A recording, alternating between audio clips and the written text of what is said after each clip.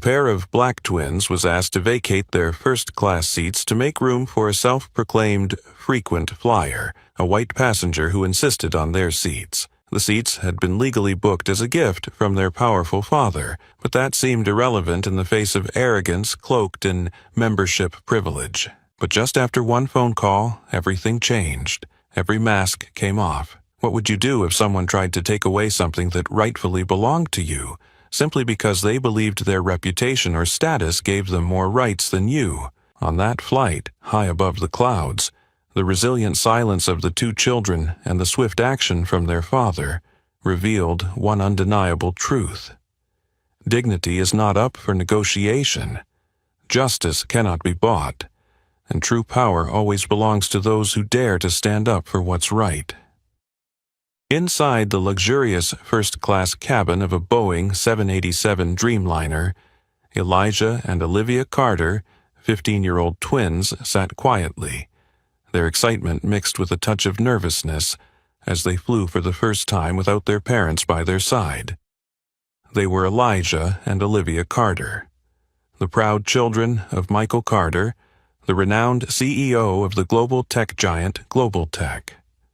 Since childhood, the twins had been inseparable, but this was the first time they were experiencing a special trip without their father's direct presence. Michael had personally arranged the two best VIP seats for them, 1A and 1B, as a special gift to mark their first step into maturity. Michael believed that through this journey, Elijah and Olivia would learn invaluable lessons about independence, self-respect, and how to conduct themselves in real-world situations, even when there were no adults around. As soon as they settled into their seats, Elijah gently reclined in the soft leather chair, smiling with satisfaction as he felt an unprecedented comfort. His eyes lit up with joy as he looked out the window at the fluffy white clouds drifting through the endless blue sky. Olivia sat beside him, gentle yet refined, her eyes focused on the small book their father had given them before they left. Occasionally, Olivia would look up and smile, sharing her excitement and nervousness with her brother. This wasn't just any trip, it was an important milestone on the path to adulthood that they were both heading toward. "Do you think we're ready for this trip, Elijah?" Olivia asked softly, her voice tinged with a little uncertainty. "Dad already said it, Olivia." Elijah smiled reassuringly at his sister, his eyes filled with confidence. "We can totally do this. This is our chance to show him that he was right to trust us." At that moment, a flight attendant in a sleek blue uniform approached their seats, smiling gently as she asked, "Mr. and Ms. Carter, would you like some refreshments before we take off?" Elijah and Olivia exchanged delighted glances at the formal way they were addressed, a courtesy they had only ever seen their father receive. Elijah answered softly, "We'll have orange juice, thank you." As the flight attendant walked away, Olivia chuckled quietly and turned to her brother with a cheerful tone. "It looks like this trip is going to be a lot of fun. I think we'll make Dad proud." Elijah nodded with certainty, his eyes gazing out at the sky, which was gradually turning a golden orange with the early sunset. Little did they know, within minutes, this seemingly calm and meaningful journey would soon be confronted with an unexpected storm, a true test of their maturity, courage, and dignity, one they never imagined they'd face. In that moment, as Elijah lifted his glass of orange juice to his lips, and Olivia was still smiling happily at the flight attendant's kindness, neither of them noticed that the peaceful and luxurious atmosphere on the flight was about to be shattered by a powerful undercurrent about to hit. Confident footsteps echoed across the first-class cabin. A middle-aged white woman appeared in the aisle, her slim figure wrapped in an elegant beige coat, her sharp but stern face covered by carefully applied makeup. Karen Mitchell was no ordinary passenger. She was a long-time Platinum Elite customer with Skyline Airways, notorious for her difficult temper and her expectations for service far exceeding the usual standard. Karen's gaze swept quickly across the first-class cabin, her eyes evaluating, as though inspecting if everything met her high expectations.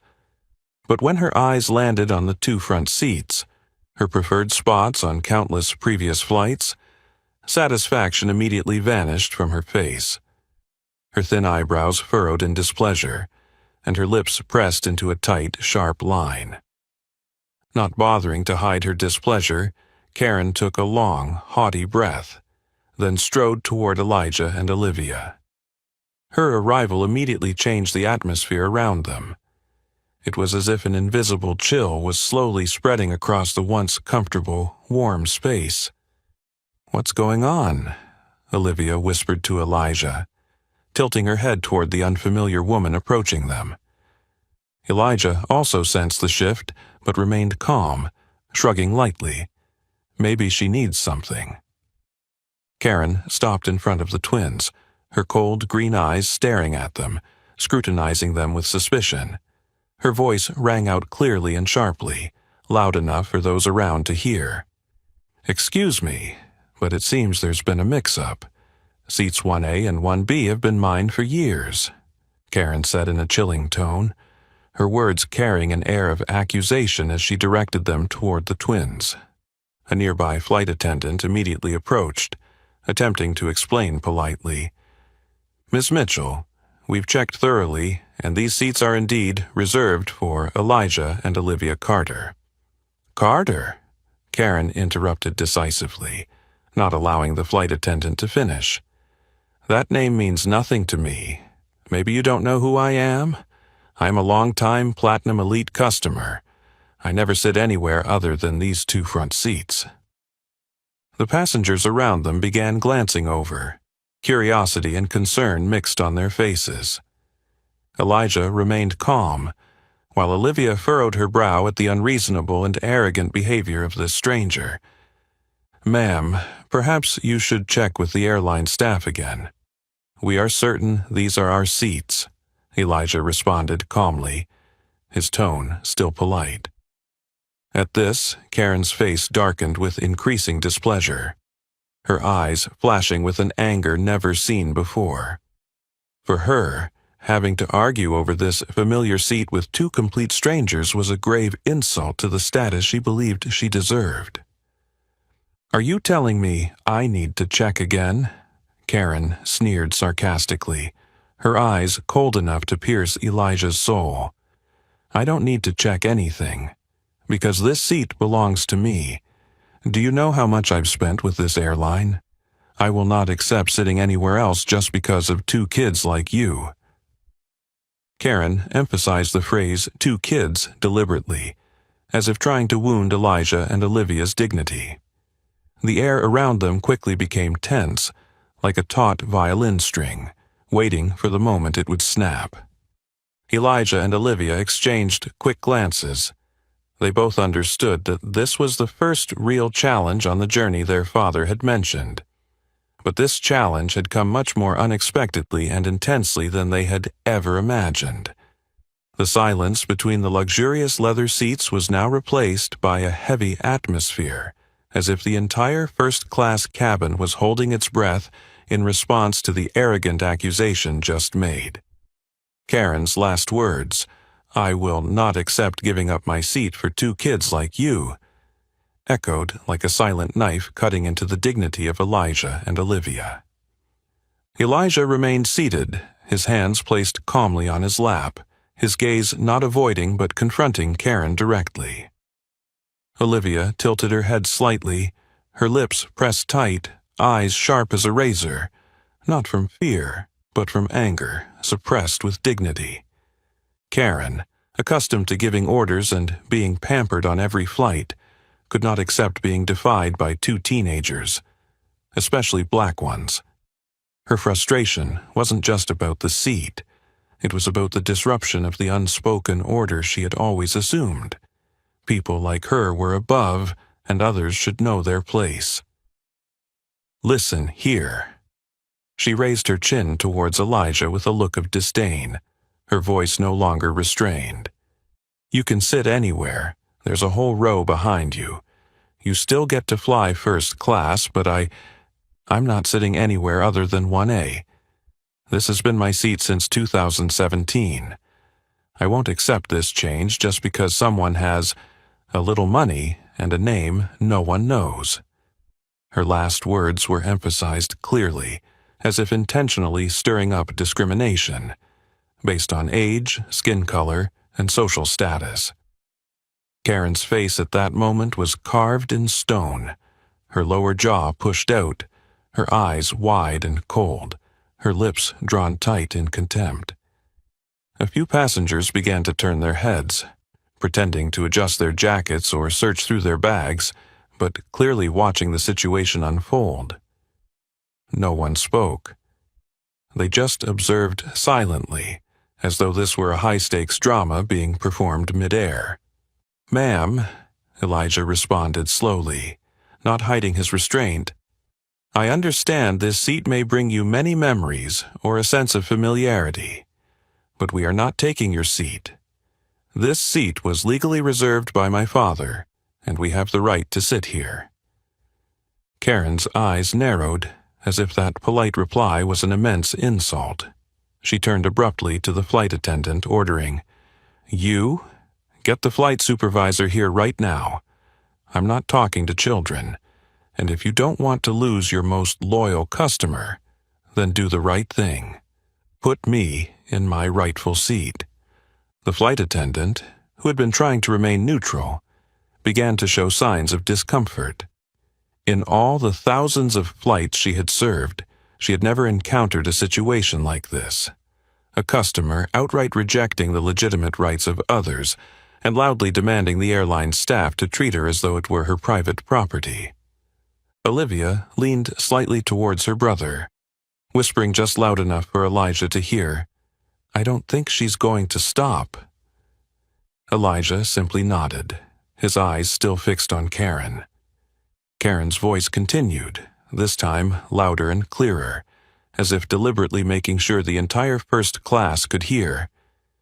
"This is the problem when people start selling first-class tickets to anyone with a gold credit card and some ambition." Each word she spoke was filled with malice, openly revealing her discrimination and disdain. This was no longer simply a debate over a seat, it was an attack on their dignity, on their right to exist as equals in the same space. Some of the gazes from the rows behind began to shift. Some frowned. Some sighed. But no one intervened. The atmosphere was stifling, as taut as a violin string, and any word spoken now could make it snap. Meanwhile, Karen still stood there, hands on her hips, her eyes scanning the cabin like a queen waiting for her subordinates to kneel. Elijah, after a moment of silence, turned slowly toward her, responding with calm assurance. "Ma'am, I don't know who you think you are, but I know who I am. I am the son of Michael Carter, and I'm sitting in my rightful seat. Ticketed. Confirmed.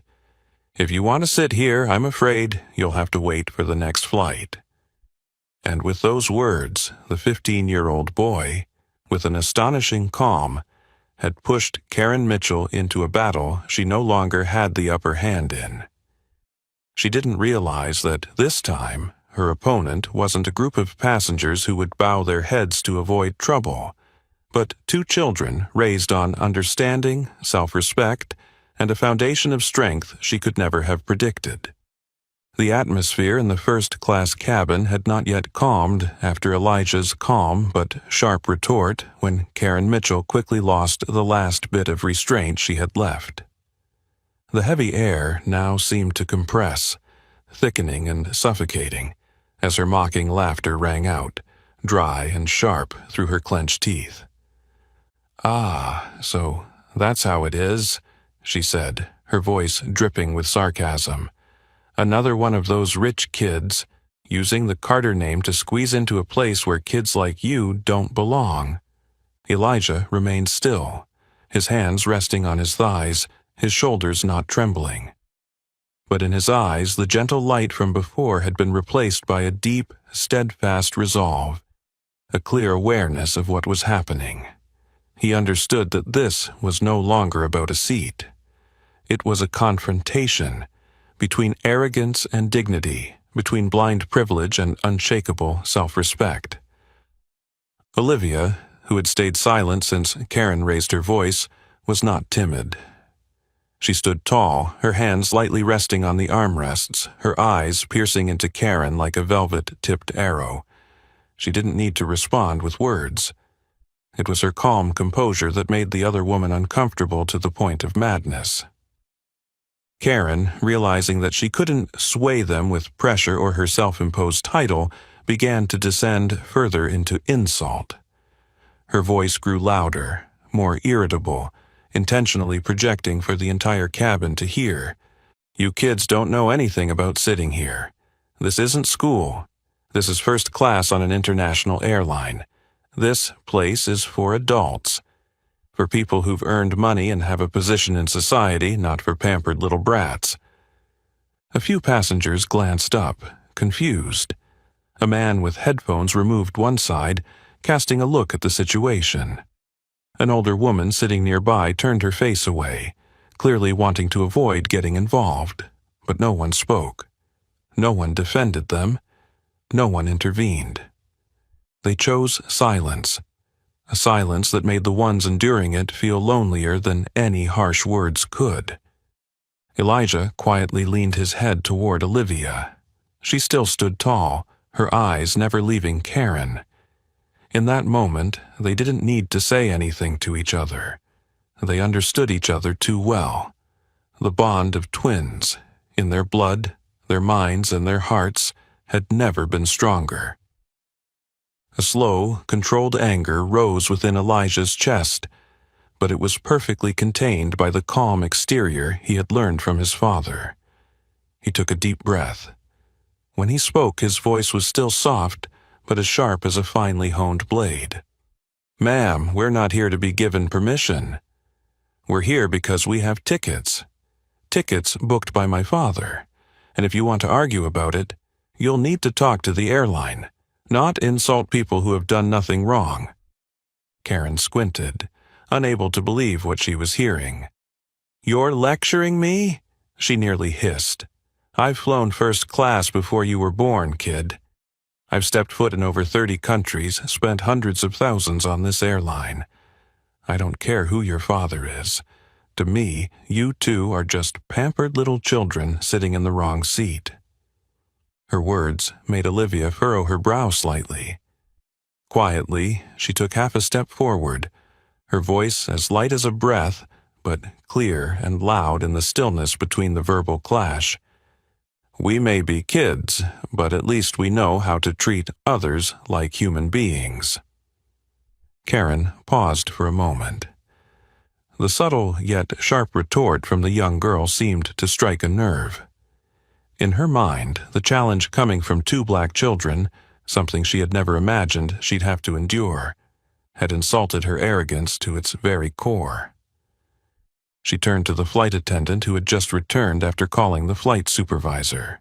Karen's voice was now as cold as a knife. "What are you still standing there for? I demand you move these kids to the back seats. Are you really going to let your most loyal customer stand in the aisle while these children stay comfortably in my seat?" The flight attendant, named Megan, swallowed nervously. This young woman had only been transferred to first class 3 months ago. It was the first time she had witnessed a platinum member lose their temper, and it was entirely outside the scope of her theoretical training. "Ma'am,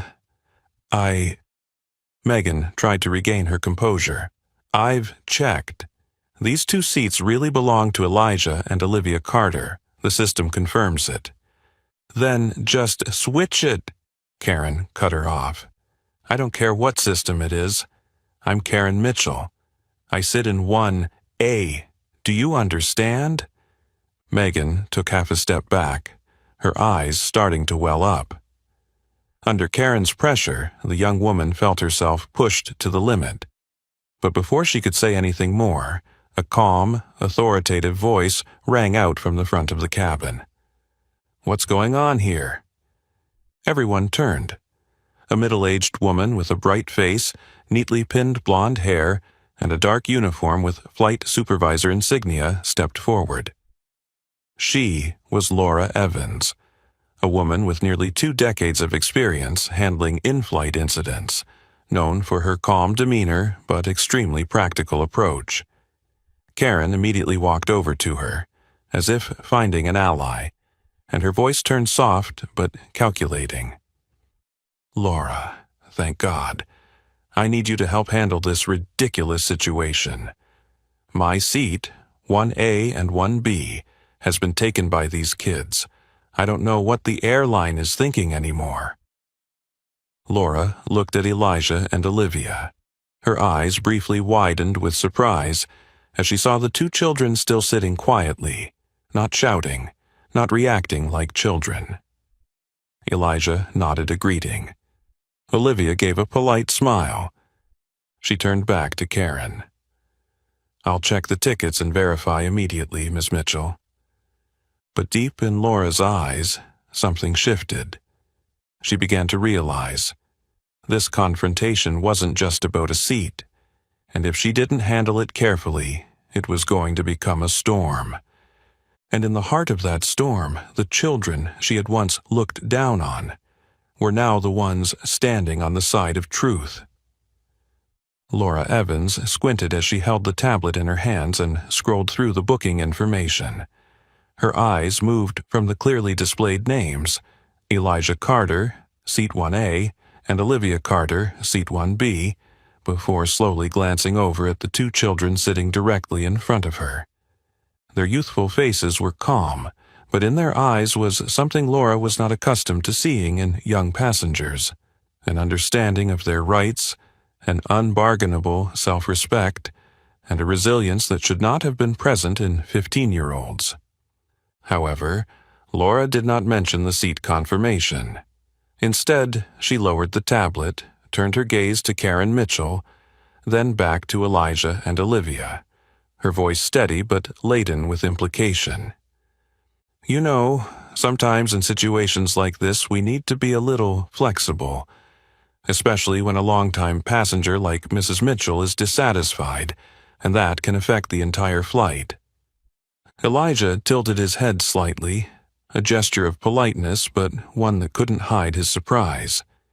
He immediately understood that the flight supervisor was not siding with the truth, but choosing the easier path, sacrificing their clear rights to satisfy a valuable customer. Olivia remained silent, but her expression shifted. It was no longer gentle. Now her gaze was cold, staring directly into the moral void unfolding between the words and actions of the woman in front of them. "Excuse me, Mrs. Evans," Olivia spoke, her voice soft but clear enough that no one could ignore it. "We cannot be flexible with something we rightfully own. This seat was legally booked by our father. This is not a matter of emotion." In the cabin, the space seemed to freeze. Olivia's words, clear, logical, and completely non-offensive, only made Karen angrier than ever. "Listen to that. She's teaching the airline staff," Karen screamed, almost losing her composure as a lady. "Do you see this? These kids are causing a scene, refusing to cooperate. I'm Platinum Elite. I deserve priority." As if to add weight to her words, Karen turned to the back where a few passengers were watching the incident, pointing towards the children and shouting, "If anyone can just come up here and sit wherever they want, what's the point of this system anymore? We have rules for those who sit in the wrong seat, but no rules for kids with money doing whatever they want." Her words didn't just hit Elijah and Olivia. They also struck at the integrity of the flight crew, at the professional ethics that Laura Evans had been trained in for nearly 2 decades. But sadly, instead of standing for justice, she chose safety. Or at least, she thought she did. "Jack," Laura turned to call her colleague. Jack Harris, the tall flight attendant with a stoic face, who had just appeared from the back cabin.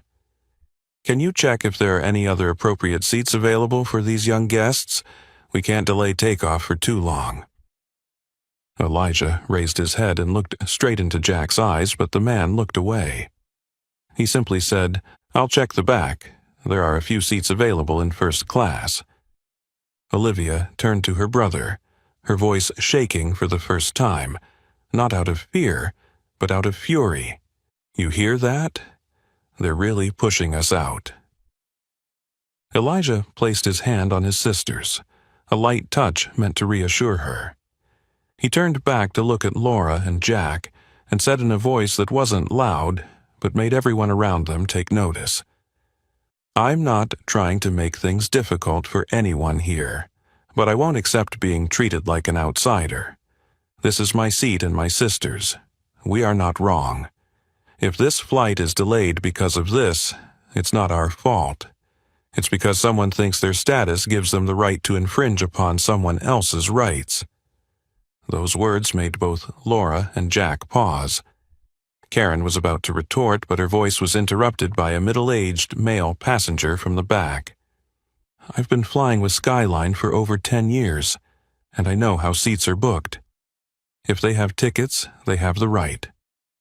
Mrs. Mitchell, I think you should sit in your proper seat." Karen spun around, her eyes red with anger, but no one spoke in her defense again.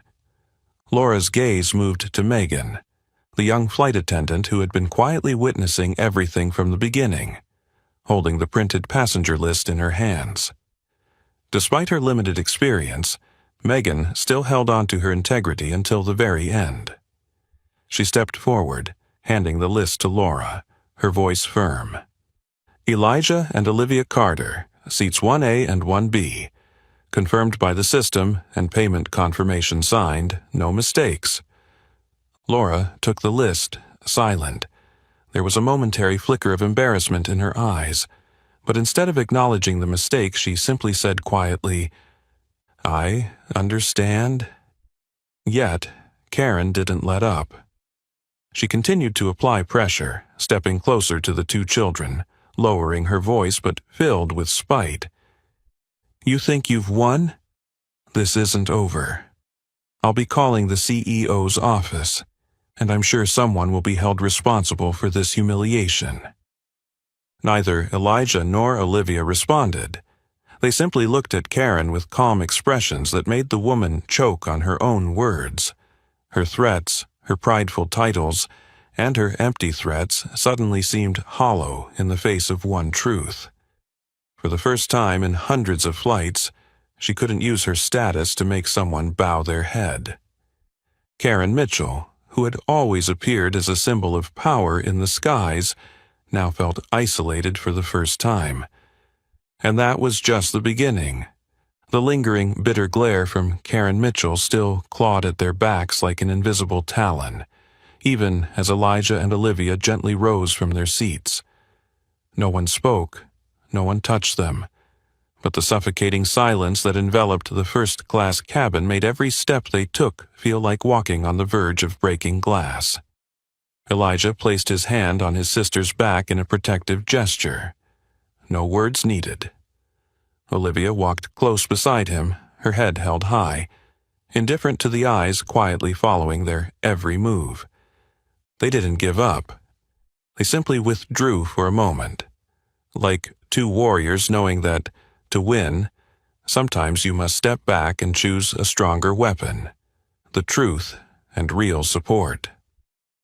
Reaching the back of the first-class cabin, where a thick green curtain separated them from the rest, Elijah gently pushed it aside and signaled to a young flight attendant standing nearby.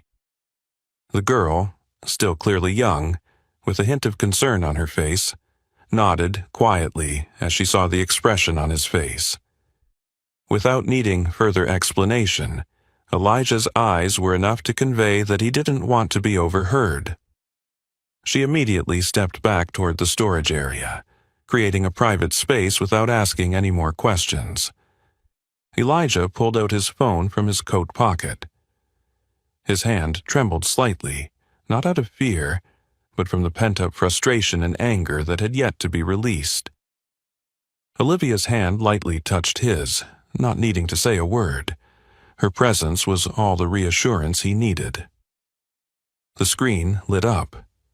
Elijah dialed the familiar number, a series of digits he had only used when he truly needed a kind of strength stronger than anything else in the world, his father. Before the third ring, a deep, warm voice answered decisively from the other end. Michael Carter. Hearing his father's voice, Elijah's chest relaxed for a brief moment, but he still forced himself to maintain a calm tone, lowering the volume just enough so Olivia could hear beside him. "Dad, it's me, Elijah. Olivia and I are on the flight to San Francisco. There's a problem." Michael Carter didn't waste time with unnecessary questions. He was the type of person who, when hearing a change in his child's tone, knew something was wrong. "Stay calm and tell me, is anyone hurt?" "No, no one's hurt, but—" Elijah hesitated, taking a deep breath, then explained more clearly, "A female passenger named Karen Mitchell is demanding that Olivia and I be kicked out of the VIP seats, 1A and 1B. She says those seats have always been hers and refuses to accept our presence." Elijah paused for a moment, then continued, this time slowly but firmly. "The flight supervisor and one attendant are also leaning in her favor. They're telling us to be flexible so the flight doesn't get delayed. But these are our seats, Dad. You booked them. They know that, but they're still putting pressure on us." There was a long pause on the other end. Elijah and Olivia could clearly imagine their father, one of the most powerful figures in the tech industry, sitting in his office, his hand gently gripping a pen, his gaze slowly growing more intense with each word. Finally, Michael spoke. His voice wasn't loud, but there was a power in it that made Elijah feel grounded in the face of all the injustice surrounding them. "You did nothing wrong. Don't let anyone make you think otherwise. Those seats are yours. You have the ticket, the confirmation, the right." "Where are you, Dad?" Olivia spoke up for the first time, her voice quiet but resolute. "I'm at the office, but soon everyone on that plane will know that." Michael paused for a moment, then spoke with the tone both Elijah and Olivia had heard hundreds of times in high-stakes negotiations. "I'm handling this now. You two go back to your seats. Hold your heads high. Don't step back, not even 1 inch." Elijah felt as though a surge of strength had been injected straight into his spine. He nodded, even though his father couldn't see him, and whispered, "Thanks, Dad." "No need to thank me, it's what I have to do." The call ended, and the space around them suddenly became still again. Olivia looked at Elijah, her eyes shining with a quiet strength. "I believe he'll make them regret it." Elijah smiled faintly, not with anger, but with justice. The two siblings walked back through the curtain. When they returned to their seats, Karen was still standing there, her arms crossed in front of her chest, her face as cold as marble. She watched them with a skeptical glare, as if unable to believe that the children could do anything other than retreat. But she didn't know. In those few short minutes, a wave of power had begun moving from a skyscraper in New York, and it was headed straight for that Boeing 787, at a speed no one could stop. At the top floor of the Global Tech headquarters, a tense atmosphere filled the main conference room. The attendees, consisting of senior executives of the corporation and representatives from an international investment fund, were focused on a presentation of a $1.2 billion partnership proposal with a leading semiconductor manufacturer from Japan. But at the head of the table, Michael Carter had lost his concentration. His eyes were fixed on the phone sitting on the table, his hands clasped together, his fingers tapping lightly as if his mind were preparing to issue a command. Elijah and Olivia had returned to their seats, trying to maintain composure. But Michael, always the man of calm and strategy, had heard something he could not ignore. his children's legitimate rights being violated by an arrogant woman with the complicity of the airline's own staff. No further explanation was needed. He stood up, cutting off the speaker with a simple but firm raise of his hand. "Excuse me, everyone. I need to leave the meeting.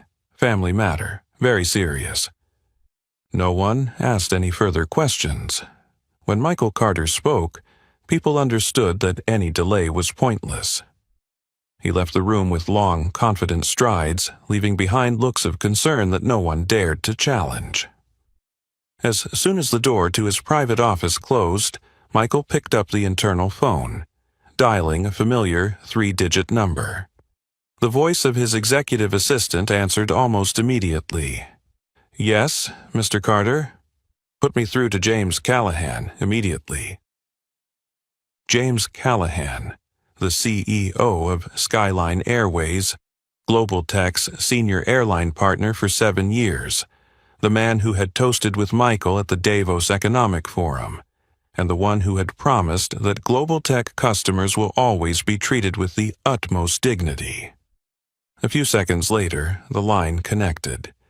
A deep, gravelly voice responded politely. "Michael, I didn't expect to hear from you right now. How can I help?" Michael wasted no time. "My son and daughter, Elijah and Olivia, are on Skyline Flight 473 to San Francisco. First class, seats 1A and 1B. These seats were legally reserved over 2 weeks ago, with full confirmation details. But right now, a passenger named Karen Mitchell is pressuring my children to give up their seats. And worse, the flight crew, including the flight supervisor and the stewardess, are not protecting their rights. Instead, they are trying to push them out of their seats to please a VIP customer." James was silent for a few seconds. Not out of surprise. He had dealt with internal issues before, but this was the first time it had directly involved the children of one of the most powerful people in the American tech industry. Michael continued, his voice lowering, but each word coming out like steel. "I don't need an apology. I need action. Immediately. If your airline treats black children, no matter who they are, like this, then we have a deeper issue than just a flight." James immediately responded, his voice now full of tension. "Michael, I completely understand. I'm sorry this happened. I'll handle it personally. I will send 2 senior representatives directly to the plane to assess the situation. If there are any violations, they'll handle it on the spot." "I'll be waiting for news in 10 minutes, Michael replied, then hung up without another word. He didn't need reassurances. He needed the truth to be exposed, on that plane, right away. On Flight 473, the Boeing 787 was still preparing for takeoff, but instead of the roar of the engines starting up, the first-class cabin was filled with a suffocating tension. Karen Mitchell, with a victorious smile, stood with her arms crossed next to the flight supervisor, Laura Evans. Even though Elijah and Olivia had returned to their seats, she hadn't given up. Her gaze shot over at Elijah's phone as he slipped it back into his pocket. Clearly, she was trying to figure out who he had just called. Laura and Jack Harris were standing near the cabin door when the sound of rapid, decisive footsteps echoed down the aisle. The airplane door opened again, a rare occurrence so close to departure. 2 men in black suits, wearing senior employee badges from Skyline, walked in with serious expressions. One, graying, wore the name tag Robert Evans, while the other was younger, with sharp eyes, named Matthew Hughes. Robert moved straight toward the flight supervisor. "I'm Robert Evans. This is Matthew Hughes. We're here on direct orders from Chairman James Callahan. We need to know immediately why a legally reserved VIP seat is not being protected." Laura froze. Her eyes flickered between Karen and Elijah and Olivia. The atmosphere was so heavy that it felt like every sound around them had disappeared. Karen stepped forward, forcing a smile. "I'm a Platinum Elite customer. I always sit in 1A. Perhaps there's been a minor mistake today. I just asked for those children to move, because of tradition." Robert interrupted her, his voice as hard as stone. "Tradition does not replace a contract. Children are passengers too, and if you think that skin color or age gives you the right to deny someone their fully paid seat, then you're very mistaken." Karen's eyes widened, and her breath caught. Robert turned to Laura. "Ms. Evans, why didn't you protect the rights of the passengers?" Laura stammered, I was trying to make sure the flight took off on time. I thought if the two kids moved, everything would be quiet, right?" Matthew Hughes chimed in. "But quieting things by pushing innocent people out of their rightful seats is not how Skyline operates." The atmosphere froze. Elijah looked over at Olivia.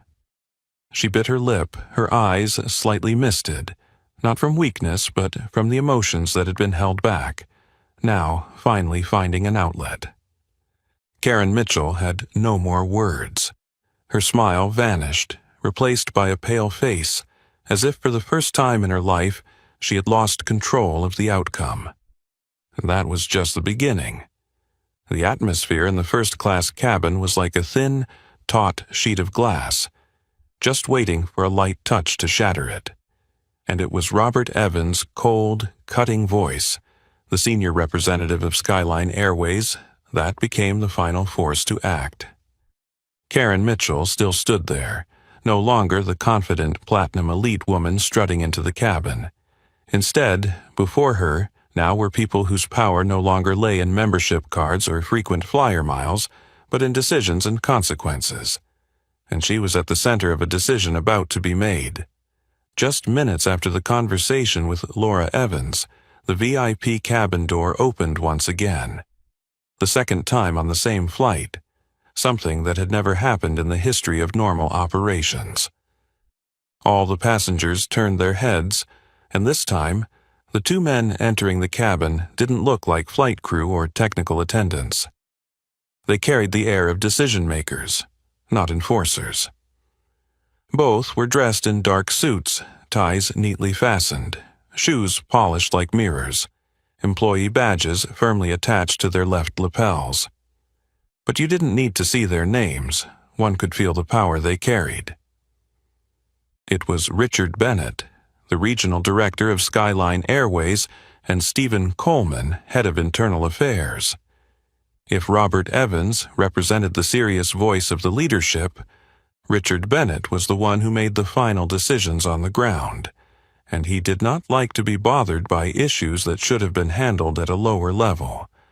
When Richard and Stephen entered, no one spoke. The entire first-class cabin, passengers and crew alike, seemed to collectively hold its breath.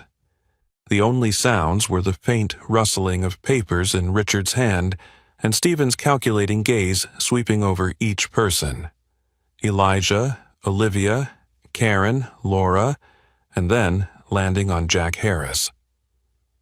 Richard stopped in front of Flight Supervisor Laura Evans. His voice was low, but it resonated like a bell striking a stone wall. "Miss Evans, I want to hear it from your mouth. Why are two young passengers with valid tickets and confirmed reservations being asked to vacate their seats?"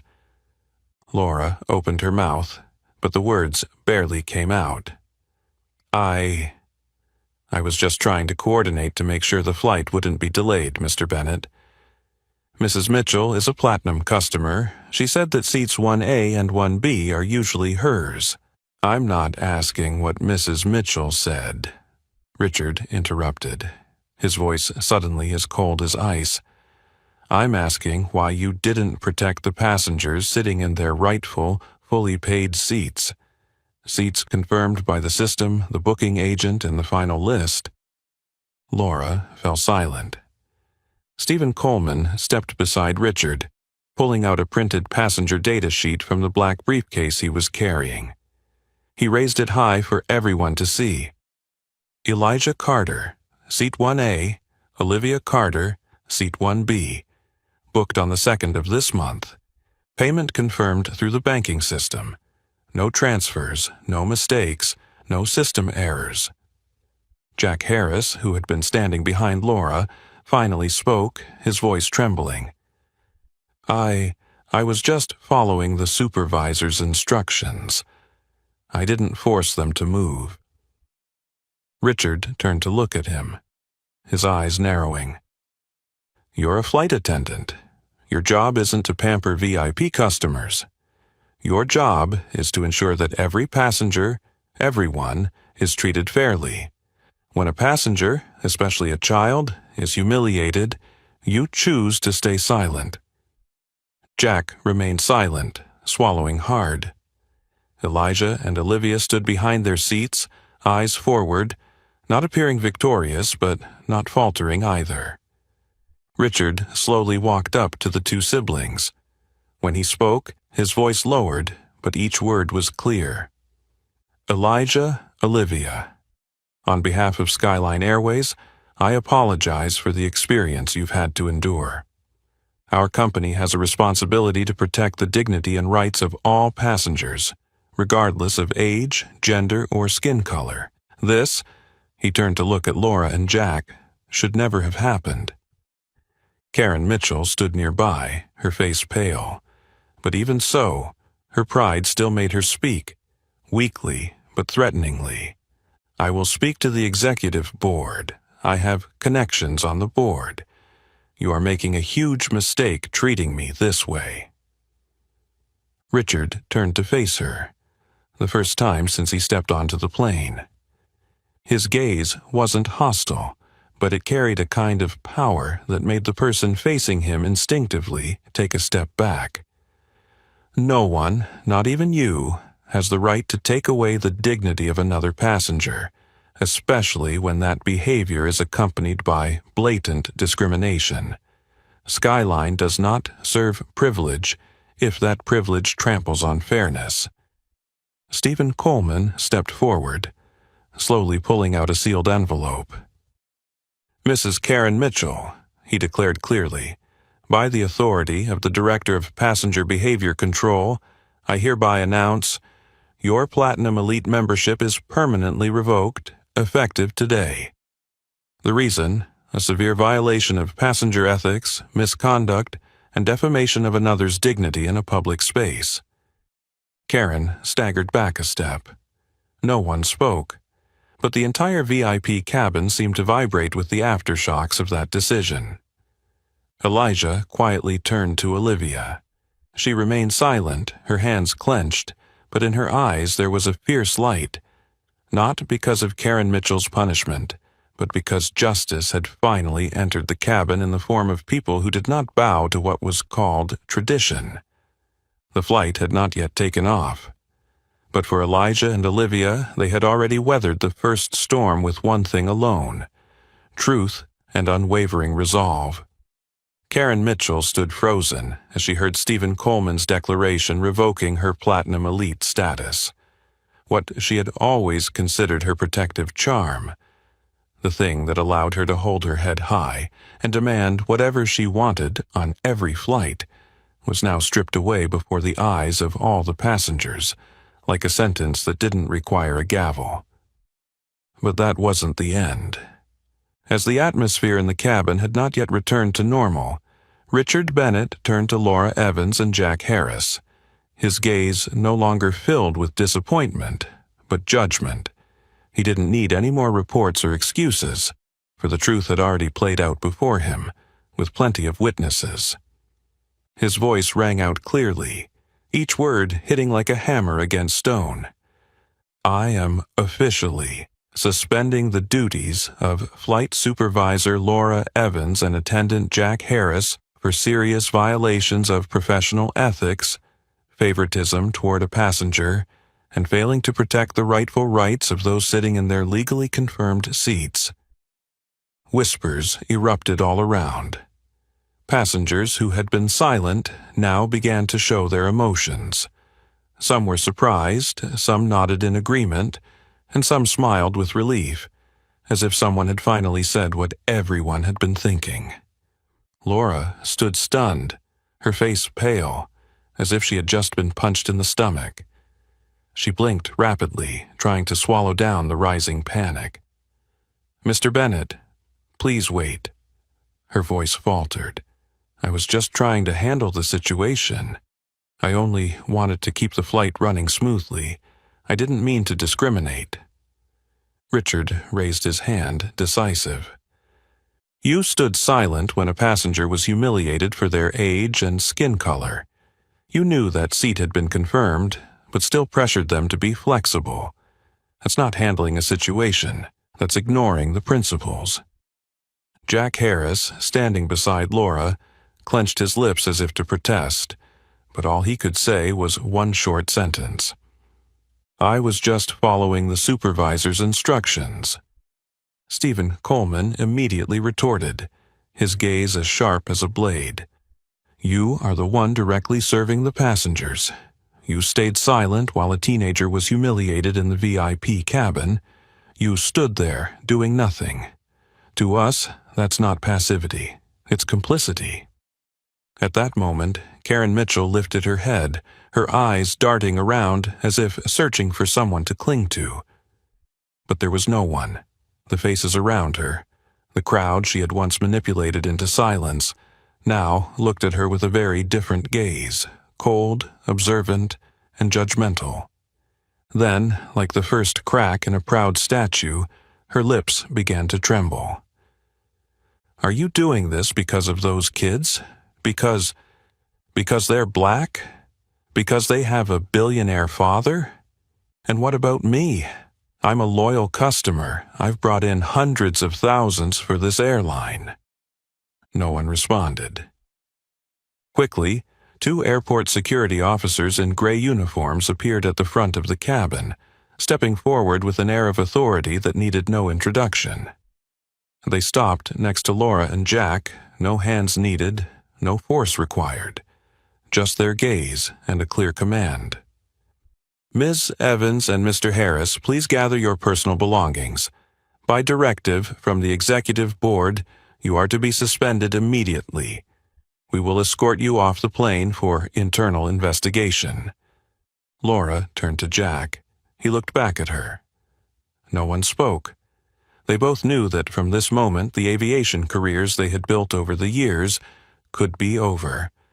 As Laura quietly took off her supervisor badge, her hands trembling, she glanced at Karen. A look of hope, as if expecting at least some acknowledgement of sympathy. But Karen only lowered her head. Not out of regret, but because the shame had finally reached her. The passengers silently watched as Laura and Jack left the cabin. No one saw them off.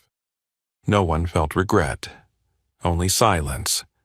Silence that was no longer out of fear or caution, but a cleansing after justice had spoken. When the door closed behind them, the first-class cabin seemed to brighten just a little. At the front row, Elijah and Olivia sat still. No joy, no gloating. But inside, they felt a peace, as if someone had finally restored the justice that should have been there from the beginning. Olivia gently leaned towards her brother, whispering, "I never thought justice could step onto a plane and stand in front of everyone like that." Elijah smiled faintly, his gaze deep, looking out the window, where the runway lights began to flicker on, signaling that the flight was about to depart. "Dad always said, if we stand firm for what's right, sooner or later, the world has to change." From a distance, Karen Mitchell still hadn't sat down.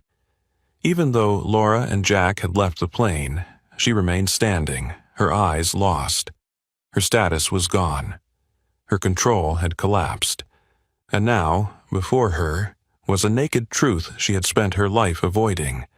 Privilege cannot buy back the dignity that has been lost. The airplane cabin door had just closed behind Laura and Jack less than a minute ago.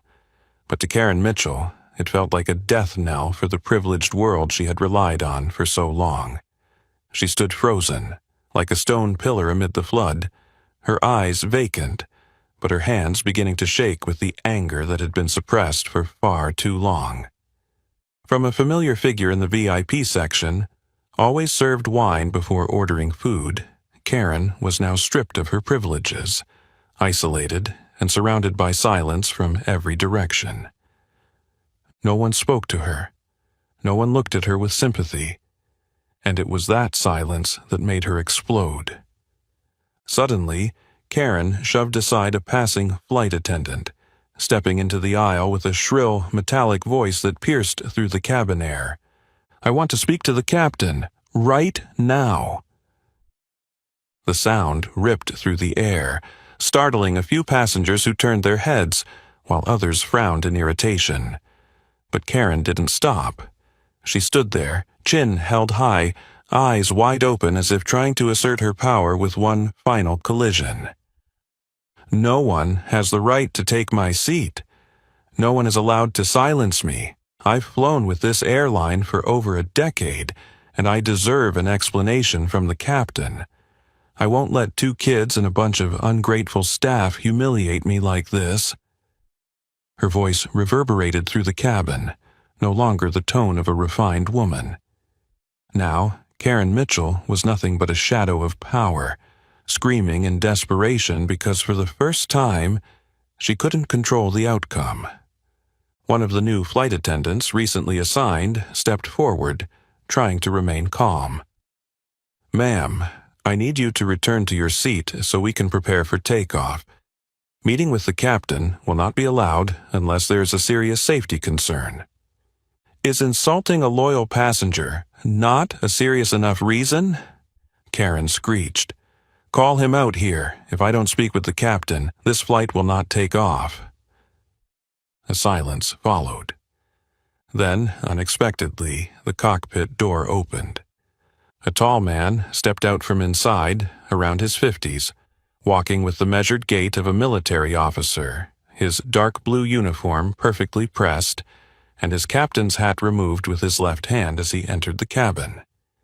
His face was stern, eyes sharp like the blade of someone who had handled many emergencies, both in the air and on the ground. It was Captain James Patterson, a man who had served in the U.S. Air Force before becoming one of Skyline Airways' most trusted pilots. He walked toward Karen, meeting her gaze not with anger nor mockery, but with cold clarity. It was as if all unnecessary emotions had been stripped away, leaving only the essence of the situation. "I am Captain James Patterson," he said firmly. "I've been informed that you requested to speak with me due to a perceived injustice regarding your seating." Karen, regaining some composure upon seeing the uniformed man before her, nodded vigorously. "Yes. I always sit in 1A, always. Those kids are sitting there and refusing to move, even though I've been a Platinum Elite customer for over 10 years. I've lost my seat, been humiliated, and treated like I'm expendable by the crew." James Patterson listened in silence. When she finished, he turned to look at Elijah and Olivia, sitting calmly in their seats, their expressions composed, neither avoiding nor provoking him. The captain turned back, his voice low but resounding in the quiet cabin. "I have received a full report from the airline's operations representative. According to the verified system records, seats 1A and 1B were reserved over 2 weeks ago by Mr. Michael Carter, the father of the 2 passengers currently seated there." Karen opened her mouth to interject, but he raised his hand, not hurriedly, but firmly like steel. "I will continue, ma'am." She froze. James Patterson went on. "Being a Platinum Elite member does not give you the right to infringe on the legitimate rights of other passengers. On my flight, disruptive behavior, shouting, delaying departure, or harassing other passengers will be addressed seriously according to aviation safety regulations." He paused, then delivered a statement that ended all arguments. "If you continue to behave as you are, I will have no choice but to request airport security remove you from the flight. not because of who you are, but because I am responsible for maintaining order and safety for all passengers." Karen opened her mouth as if to argue, but no sound came out. The name James Patterson echoed in her mind, a man who had been featured in articles for his crisis management skills, a man with ultimate authority on this flight. She realized she had reached the limit no one was allowed to cross. From the seats behind, a sparse round of applause began. No one was laughing, no one was mocking. It wasn't gloating. It was a silent acknowledgement that, at last, order had been restored. Karen, her legs unsteady, was escorted by a new flight attendant to a seat further back. No longer 1A. No more declarations of privilege. Just another passenger. Nothing more, nothing less. Captain James Patterson gave a brief nod to Elijah and Olivia before returning to the cockpit, saying nothing more. Because to him, the necessary words had already been spoken through action. Karen Mitchell sank heavily into the seat that had been reassigned to her at the back of the first class, the very spot she had always scorned as reserved for second-tier first class. She paused for a moment, but the anger was still rising within her like a flame burning through any remaining semblance of composure. Her eyes reddened with fury, her lips pressed tightly as if suppressing a scream, and her hands clutched her expensive Chanel bag so tightly that it seemed as though it might tear apart at any moment. Despite being directly warned by Captain James Patterson, who had full authority over the flight, in Karen's mind, that could not be the end. She refused to believe that she, Karen Mitchell, the woman who had been greeted with champagne the moment she stepped onto the plane, was now relegated to the back, treated like an ordinary passenger. And so, she could not accept the reality that was unfolding. Minutes passed in silence. But then, no one was surprised when Karen suddenly jumped out of her seat once again. "No, this can't be happening!" Her voice pierced the air, shrill and cutting through the tension in the cabin. A few passengers turned to look, some frowning, others sighing in exasperation. A middle-aged woman nearby muttered to her husband, "Not again. Oh, God." Karen didn't care. She continued to march toward the front of the cabin as though her scream could reverse time itself. "Who do you think you are, making me move to the back? I've flown with Skyline since it was a tiny domestic airline. I've brought this airline reputation and revenue for decades. This Platinum Elite card is not something to be thrown away like a supermarket membership card." She pulled the shiny metal card out of her wallet, holding it up in front of her like undeniable proof of her power. "I'm a VIP customer. I have the right." At the front of the cabin, Richard Bennett and Stephen Coleman stood their ground. Elijah and Olivia remained silent, but their expressions shifted from calm to something resembling observation, cautious, as if they were watching a play where the outcome was already sealed, just waiting for the protagonist to collapse under the weight of her own actions. Richard raised his hand, signaling for the attendant next to him to close the cabin door. A sharp click echoed. Then he turned fully toward Karen, his face as hard as granite, and this time, with no need for lengthy introductions, he spoke directly. "Ms. Karen Mitchell." Karen halted halfway. Something in Richard's voice made her stop, at least for a few seconds. "As the Regional Director of Skyline Airways, I officially announce your Platinum Elite privileges are permanently revoked. Effective immediately." His voice rang clear and steady, without a hint of hesitation, like a sentence being delivered without need for further discussion. Karen stood frozen, as though she had been frozen in place. In that moment, all the emotions that had been boiling inside her suddenly drained away. She blinked rapidly, her mouth slightly open as if to ask again, but no sound came out. Her eyes moved from Richard to Stephen, then scanned the cabin as if searching for a familiar face to speak in her defense. But all was silent. A young passenger near the aisle quietly pulled out his phone, recording the scene. No one stopped him. Karen didn't seem to notice. She was drowning in the complete collapse of her sense of self.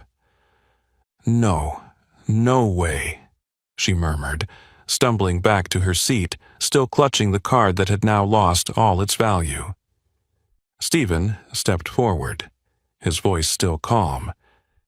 "Miss Mitchell, loud behavior, disturbing other passengers, disrupting the departure process, and refusing to comply with the crew and captain's requests are serious violations according to aviation safety regulations. Any passenger, platinum or not, will face the same consequences for such actions." Richard followed up, closing his document. "And Skyline does not maintain privileges for anyone who uses them to trample on the dignity of others." Karen stumbled back into her seat, as if the strength had drained from her legs. A moment of bitter realization didn't come from sympathy, but from a cold truth. Power, when it no longer has ethics attached to it, is nothing more than a fragile, hollow shell. At the front, Elijah looked over at Olivia. They didn't smile, they didn't clap. They only silently observed the woman, the one who had once shouted at them, telling them they didn't belong, now sitting with her head lowered in the cabin, alone, like a ship lost at sea among the people she had once deemed beneath her. An older man in one of the rear seats leaned toward Elijah and quietly said, "You did the right thing. Not everyone can maintain their dignity in such a situation." Elijah nodded, offering a silent thank you with his eyes. Karen Mitchell no longer shouted, but in the first-class cabin of Flight 473, her silence now rang louder than all the previous tirades. Karen Mitchell sat frozen after hearing the fateful judgment from Richard Bennett, the declaration of her Platinum Elite privileges being permanently revoked, something she had always viewed as an integral part of her identity. For a brief moment, no one was sure how she would react. But then, as if the last strings of control had snapped, Karen suddenly sprang up once again. This time, not in calculated rage, but in the chaos of someone who had just realized that their power had vanished forever. "No, I will not leave. This is my flight." Her scream pierced the air like a knife slashing through the fragile silence of the cabin. She turned around and marched toward Richard, as if she could reclaim something, but was immediately stopped by two security officers who stepped forward from the airplane door. The two men, dressed in dark gray uniforms with emotionless expressions, moved with purpose and composure, the posture of those not here to negotiate. One of them, Sergeant Caleb Ortiz, took a half-step forward, his voice firm. "Ms. Karen Mitchell, by order of the captain and the executive representatives of Skyline Airways, you have been banned from flying on this flight. We are ordered to escort you off the plane immediately." The entire first-class cabin went silent. Karen spun around, her eyes wide with horror. You can't do this to me. Do you know who I am? I have a lawyer. I'll sue this airline. I'll sue all of you. The captain, the airline, I will make all of you pay." She wrenched her hand away from the security officer like an animal cornered, her hair disheveled, her breath ragged, still shouting, "I am the one who's been insulted. I'm the one being humiliated. I'll go on TV. I'll call the press. You can't do this to me. You can't." The passengers began to lose patience. An older woman nearby shook her head, sighed. A young man in the middle aisle pulled out his phone and started recording the scene, and a little girl sitting near Elijah curled up against her mother when Karen screamed once more. Captain James Patterson appeared for the second time, his voice no longer carrying a warning. Now it was the undeniable authority of law. "Ms. Mitchell, This flight cannot depart while you continue to cause disruption and compromise the safety of the passengers. This is your final warning. If you do not comply, we will be forced to use forceful measures." Karen yanked her handbag away from an attendant who had tried to assist her with her luggage, then screamed, "You will regret this!" But no one regretted anything. No one was listening anymore. The two security officers stepped forward, not waiting. Each took one of her arms, gently but firmly. Karen struggled, trying to break free, shouting incoherently, "I am a VIP customer. I am the one who has kept this airline afloat for all these years. You're humiliating me in front of those filthy people." Her eyes scanned the passengers, but all she received was coldness, silence, and disdain. No one supported her. No one stood up. No sympathetic glances. As she passed Elijah and Olivia, her gaze met the two children she had once cursed as undeserving. But both remained seated, calm, as if they knew there was no need to speak. The truth was strong enough to speak for them. Karen screamed one last time, her voice faltering, no longer the heavy threat it once was. "You kids, you'll never understand what real power is." Then the sound of the airplane door closing behind her, a dry, decisive sound, like the closing of a chapter. Silence returned. A few passengers began to clap, not to celebrate a victory, but to applaud the return of order, for right to be restored, for a safe space to be properly protected. Captain Patterson nodded briefly to the attendants before returning to the cockpit. The cabin lights shifted to blue. The plane began to taxi down the runway. In seats 1A and 1B, Elijah and Olivia sat upright, their hands intertwined. Olivia gazed out the window, her voice soft yet full of inner strength. "We didn't need to do anything. The world heals itself when someone dares to stand firm with dignity." Elijah simply nodded, his eyes straight ahead, serene. Karen Mitchell had left the plane. But what mattered more than her expulsion was the confirmation that everyone deserves respect, and no one, no matter their title or privilege, has the right to trample on another. When the click of the airplane door closing behind Karen Mitchell echoed through the cabin, a new breeze seemed to enter first class, like fresh air after a storm. The ceiling lights softened. The hum of the engines began beneath the floor, and it felt as though every passenger sighed in relief simultaneously. No one said it aloud, but everyone understood. The persistent, oppressive tension had finally ended. However, in the front row, Elijah and Olivia Carter showed no signs of gloating or triumph. They didn't laugh, clap, or glare at anyone.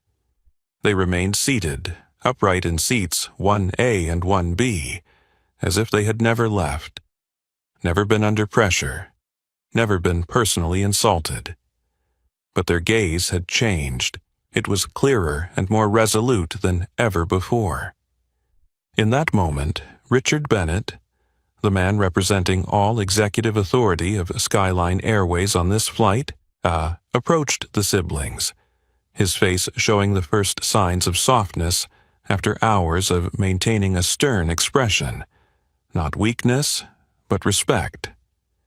He bent down, meeting the eyes of the two teenagers, and then spoke gently, not as a director, but as an adult who understood that he needed to say the right thing. "Elijah, Olivia, on behalf of the entire leadership and staff of Skyline Airways, I offer you my sincerest apologies. What you've just gone through in no way reflects the values we have always committed to our customers." No one interrupted.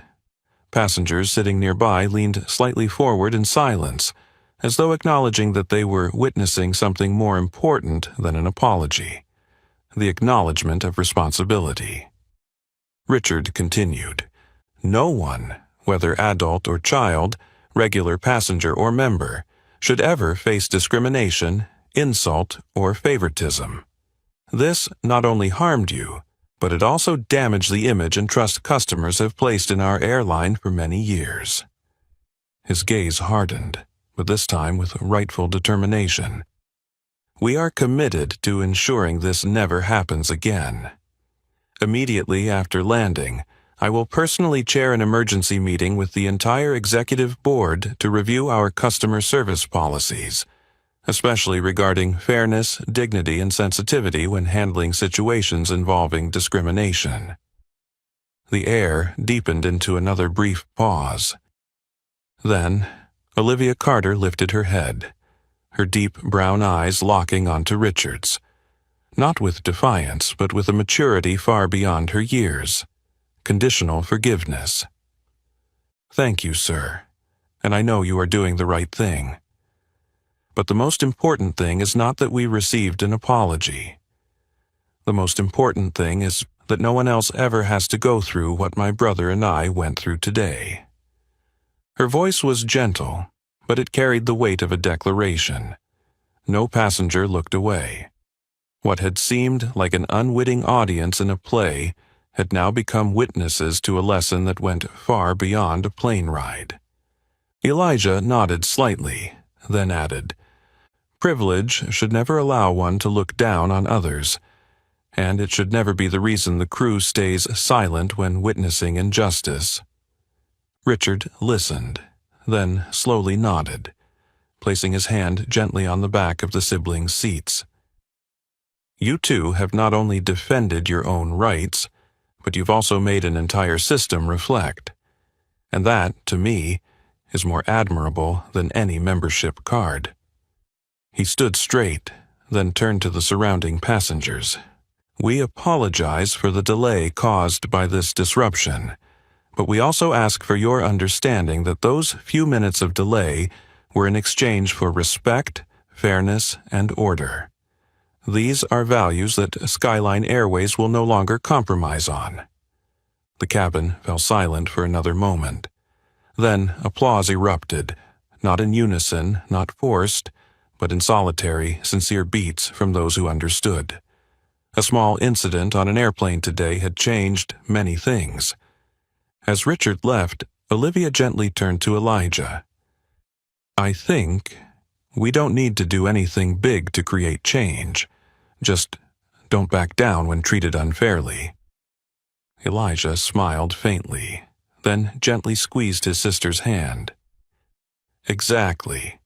And always remember, dignity doesn't come from a first-class ticket. It comes from how you stand up when you're disrespected." In the cockpit, the captain's voice came through the intercom. "Good afternoon, ladies and gentlemen. I'm James Patterson. The plane is now ready to taxi to the runway. Please fasten your seatbelts, and thank you for your patience, kindness, and courage during the recent event." The flight was preparing for takeoff. But for Elijah and Olivia, the most important lesson had begun the moment they boarded the plane, and it would stay with them for the rest of their lives. The rumbling sound of the engine began to echo steadily beneath the Boeing 787, like a warm prelude signaling that the journey was about to take off. On the display screen in the VIP cabin, the words "Cabin ready for takeoff" appeared in soft blue. The dim lights slowly shifted to warmer tones, easing away the last shadows left by the earlier confrontation. There were no more shouts, no more pressure, no more presence of the shadow called Karen Mitchell.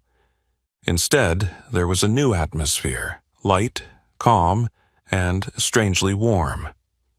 The flight attendants, now replaced by a more professional team, moved smoothly between the aisles, adjusting seat belts, collecting forgotten drink cups, and smiling with genuine goodwill.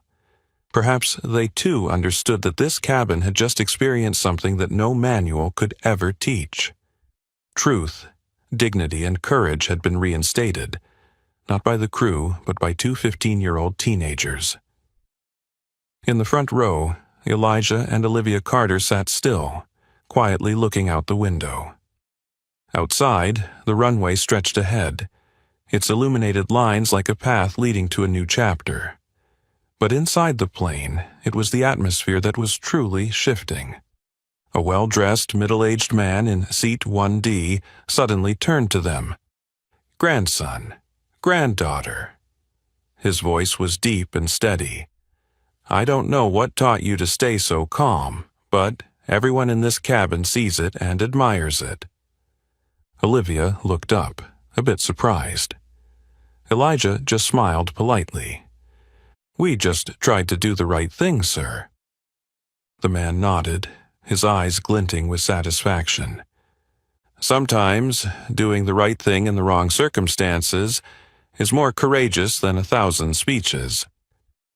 From seat 2A, an older woman with glasses, holding an open travel book, also leaned over, her voice gentle.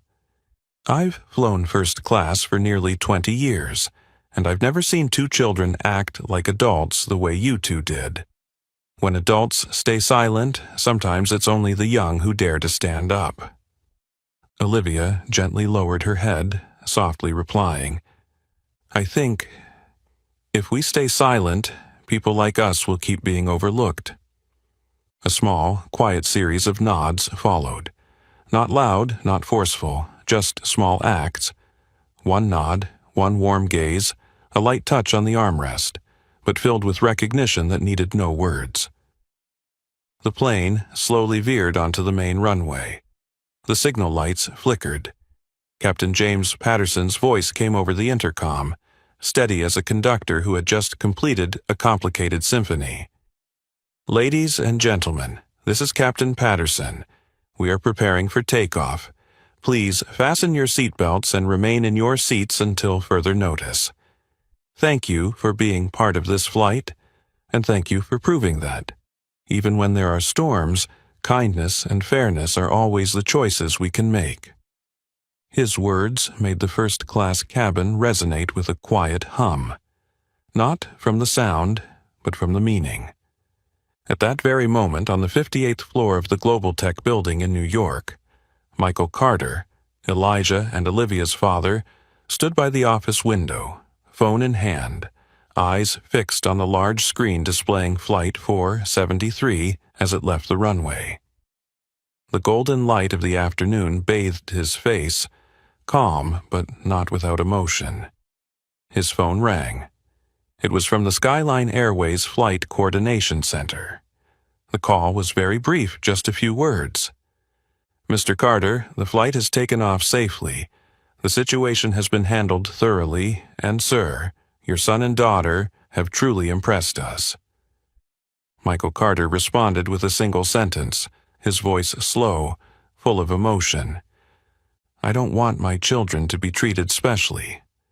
I just want them to be treated fairly, like any other child deserves." On the plane, as the wheels lifted from the ground, the entire cabin swayed slightly before settling. The rows of seats seemed to rise just a little, not just in height but in character. Elijah leaned toward Olivia. "How do you feel?" Olivia didn't look at her brother. She only looked out at the sky, which was slowly shifting from the copper hue of sunset to deep blue, then gently smiled. "I feel free." The flight had taken off. But what truly soared today wasn't just the airplane.